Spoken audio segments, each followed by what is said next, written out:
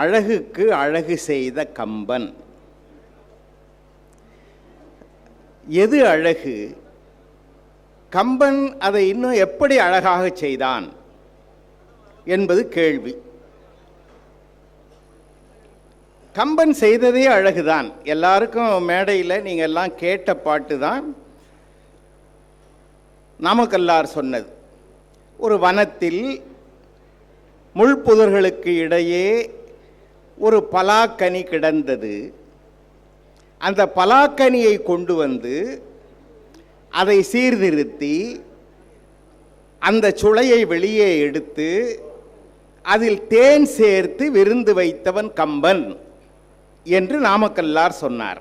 Mall கடிந்த தவமுனி Valmiki என்பான் வனத்திடையே தான் கண்டு கொண்டு வந்து பால் படிந்து முள்ளடர்ந்து பருத்து நீண்டு பரிமளிக்கும் பலவின் கனி பாருக்கு ஈந்தான்.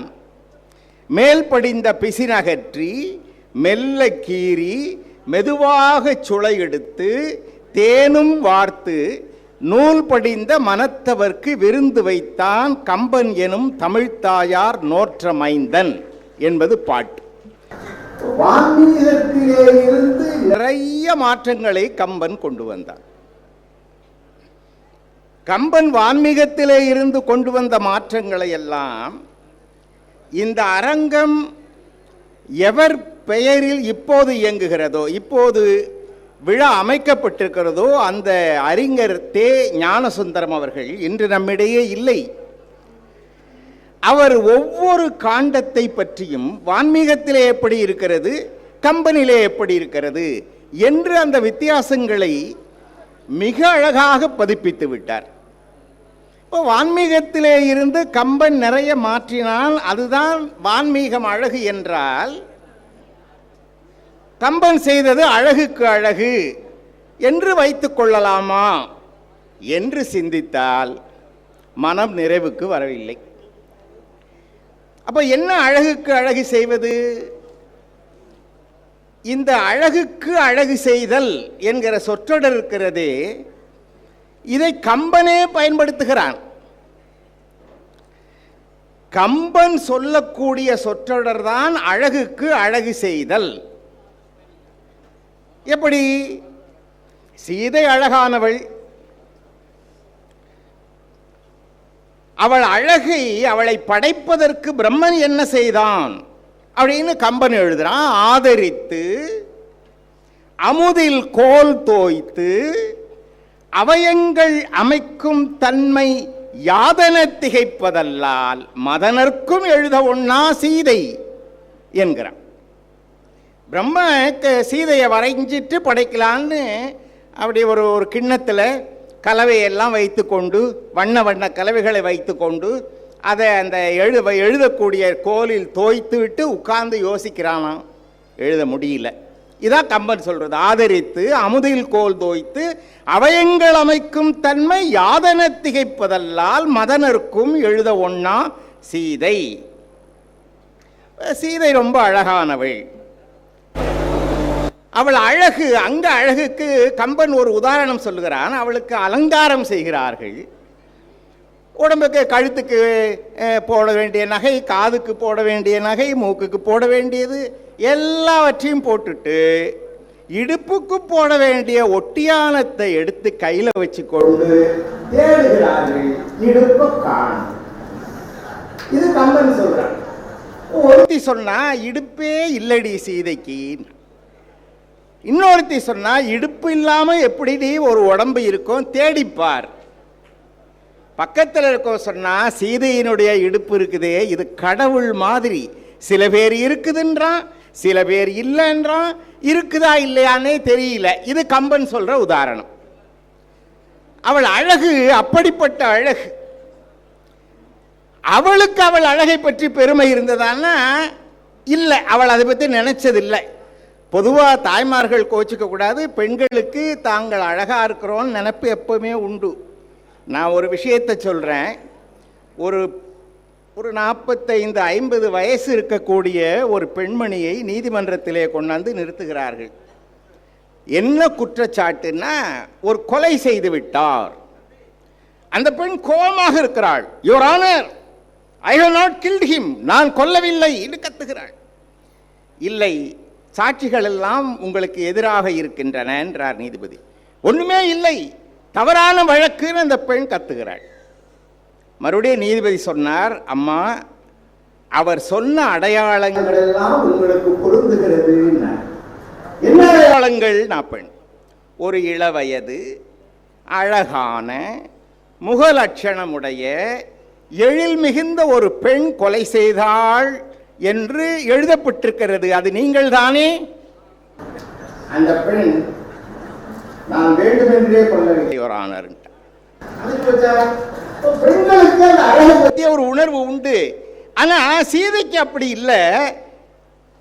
ஆனா சீதைக்கு அழகு செய்யறாங்களாம். அமுதை சுவை செய்தன நான் கம்பன், அமிழ்தினை சுவை செய்தன. அமிழ்தே சுவை, அதுல போய் என்ன சுவை செய்வது சேர்ப்பா என்றால் கம்பன் அப்போது சொன்னான், அழகினுக்கு அழகு செய்தார்.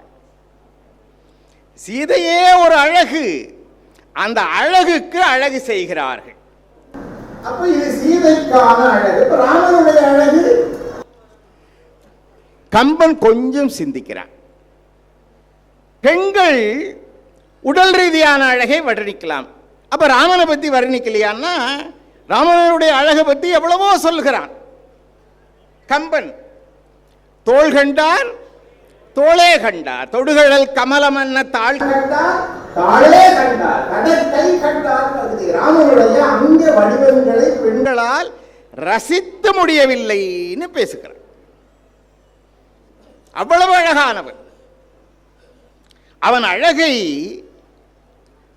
சீதை மேல இருந்து பார்க்கிறாளா, இவன் கீழே போறானா, அவன் நினைச்சு பார்த்தாலாம், மண் வழி நடந்து அடிவருந்த போறவன். அன்னைக்குதான் பார்க்கிறா, ஐயோ ராமனுக்கு கால் வெளிச்சிருக்குமே. மண் வழி நடந்து அடிவருந்த போனவன் கண் வழி நுழையும் ஓர் கள்வன். திருட்டு பைய அந்த ராமன் என் கண் வழி என் மனசுக்குள்ள போயிட்டான். அவ்வளவு அழகு. ஏன் தெரியுமா? முந்தி என் உயிரை அவன் முறுவல் உண்டது. அப்படி சிரிச்சுக்கிட்டே போனான், என் உயிரை தின்னுட்டான் அதுல. அப்படி ராமனுடைய அழகை. இன்னொன்னு, மேடையிலே நம்முடைய தலைவர் பேசும்போது கூட அந்த பாட்டை சுத்தி காட்டினார். இந்த மையோ மரகதமோ பாட்டு எல்லாருக்கும் தெரிஞ்ச பாட்டு. அழியா அழகு என்று தமிழ் எழுதுகிறார். இதை விட சிறப்பு என்ன தெரியுமா? வாலி மீது அம்பு பட்டுட்டு யார் போட்டான்னு தெரியல. வாலி தவிக்கிறான். வாலி கைகளால் கால்களால் அந்த அம்பை பற்றி இழுத்து பார்த்தால் என்ன பெயர் இருக்கிறது? ராமன் என்னும் செம்மை சேர் நாமம் தன்னை கண்களில் தெரிய கண்டான். நகை வர நான் உட்கொண்டான். ராமன் எவ்வளவு அவமானத்தை செய்துட்டான். இப்ப ராமன் எதிரில் வந்து நிற்கிறான். ராமன் எதிரில் பார்க்கிறான். நீங்க அப்படியே கற்பனை பண்ணி பாருங்க. வாலி கீழே விழுந்து கிடக்கிறான், ராமன் வந்து நிற்கிறான்.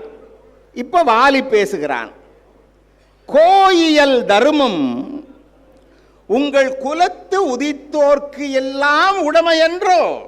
இதான் சொல்றான். ஆவியை ஜனகன் பெற்ற அன்னத்தை அமிழ்தின் வந்த தேவியை பிரிந்த பின்னை திகைத்தனை போலும் செய்கை. இதான் சொல்ல வர்றான். ஆனா ராமனை பார்க்கிறான் பாருங்க. கோயியல் தருமம் உங்கள் குலத்து உதித்தோர்க்கெல்லாம் ஓவியத்து எழுத ஒண்ணா உருவத்தாய் உடைமை என்றோ. டே, உன்னை வரைய முடியுமாடா யாராவது பார்த்து? எங்க இவன் சாக கிடக்கிறான். சாக கிடக்கிற நிலைமையில ராமனை பார்த்து வாலி சொன்னது ஓவியத்து எழுத ஒண்ணா உருவத்தாய். ராமனுக்கு தோற்ற அழகு உண்டு. ராவணனுக்கு ராவணனை அழகன்னு சொல்றானா? ராவணன் உருவம் கம்பீரம்னு நிறைய பாட்டு எழுதுறான். அப்படி நடந்து வரானா கம்பர் எழுதுறான். சிகரவன் குடுமி நெடுவர எவையும் ஒரு வழி திரண்டன சிவன மகரிகை வயிற குண்டலம் அலம்பும் திண்திரள் தோள்புடை வயங்க சகரனின் வேலை தலைதோறும் தலைதோறும் தயங்கும் வகைய பொன் மகுடம் இளவையில் எரிப்ப கங்குலும் பகல்பட வந்தான். அவருடைய தோற்றம் அப்படி. ஆனா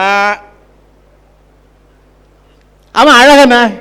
ராவணன் தன்னைத்தானே அழகன்னு சொல்லிக்கிறான். அது ஒரு பாட்டு உண்டு. யார்கிட்ட? சீதை கிட்ட. இந்திரருக்கு இந்திரன் எழுதலாகா சுந்தரன். யார்? அவரு.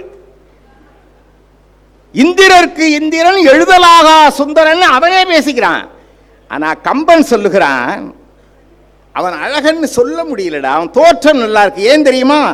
காந்தள் மெல்விரல் ஜனகிபால் மனம் முதல் கரணங்கள் கடிது ஓட சிறியே நினைச்சிட்டு இருக்கான் பாவி. பாந்தள் நீங்கிய முளை என குழைவு ஒரு புத்து பாம்பு இருந்தது. இப்ப அந்த பாம்பு வெளியே போயிட்டா அந்த புத்து எப்படி இருக்குமோ அப்படி அவன் மனசு இருக்கு. நெஞ்சு பாழ்வட்டானை.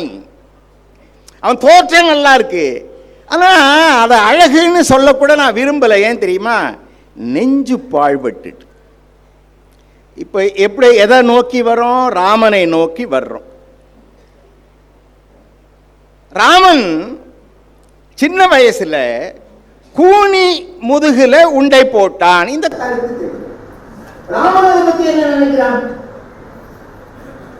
ராமன் என்ன நினைக்கிறான்றது இருக்கு இல்லைங்க. ஒரு இடத்துல கம்பன் குறிப்பு காட்டுகிறான். ராமன் அதை எண்ணி வருத்தப்படுகிறான். எதை எண்ணி?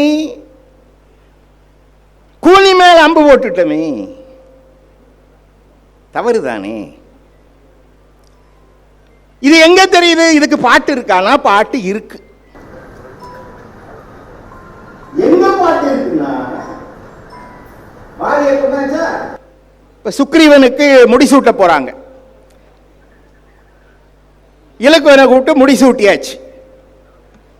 சுக்ரீவனுக்கு அரச நீதிகளை ராமன் சொல்லுகிறான். இப்படி ஒரு காட்சி இருக்கிறார்.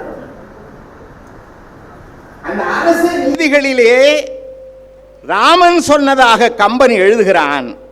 சிறியர் என்று இகழ்ந்து நோவு செய்வன செய்யல்.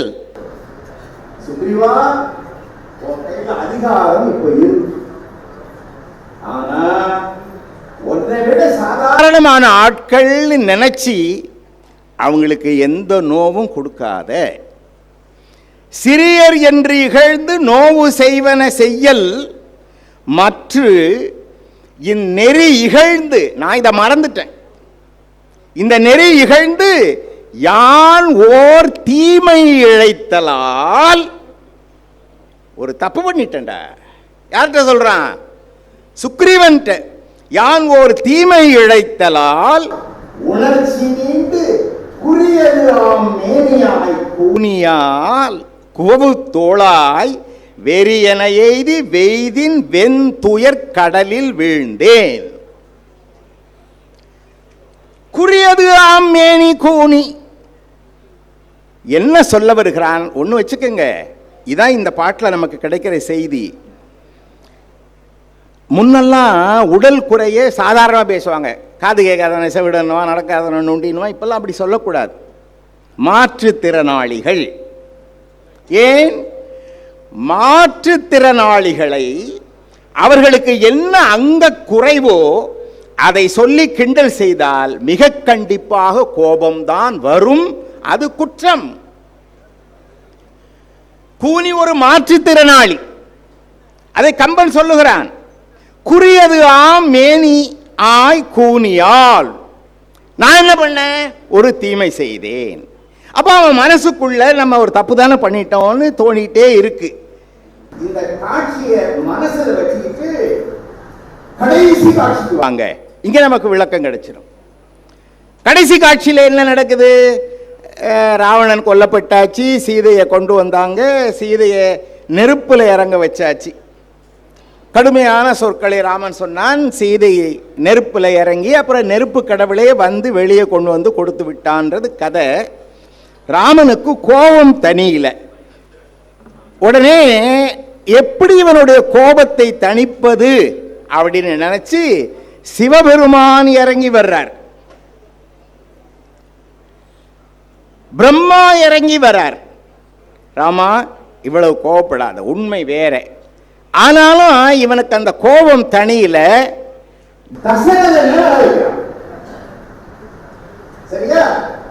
வந்த தசரதன் ராமனை அணைத்து கொண்டான். அணைஞ்சுக்கிட்டு என்ன சொன்னா, மகனே,